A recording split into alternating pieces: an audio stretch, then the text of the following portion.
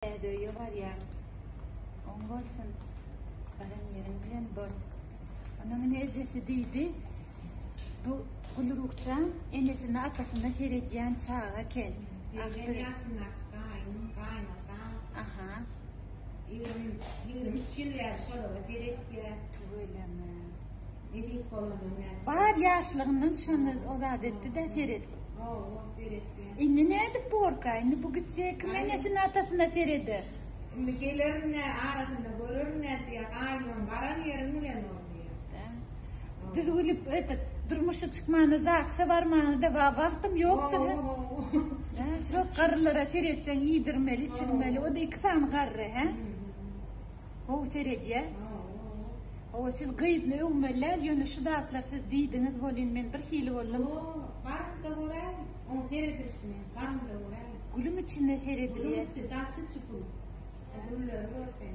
Emme enelere, atalara şulur yağlı aktıcık mesih etsin şey edip seyreden de ne mi? Atasının gereği diye kayın, enesinin yüreği. Vah. Lava tirler, yönümün Gıylan ya! Oh, gıylan ya! Karmallı ya. Nadaydan karta olara da yine bir. Oh, ne mi çek bu da baktı. O körpü sağatın, yekesi sağatı. Körpü çoğunun yekesi sağatı. Körpü gıydı, seyret. Şumat ki bilen mi leylik gıyırlarken. Öygülenler, zat bilenler, bu vidiş ne hile, enesini atasını karılara seyretti. Söyleme. Soğuk kadın ne? Soğuk kadın ya. O soğuk kadın ya. Öğren diye men şuna seyretme kıydım. Öyümden mol, öğrene seyret diye mol. Kulflat saklayanım, ılhak gitgiyette men erget gelin mol para kıydım sen.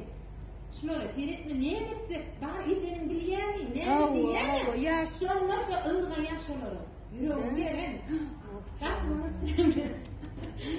bir de ne onu o denedip giyinireyli. Beginireyli.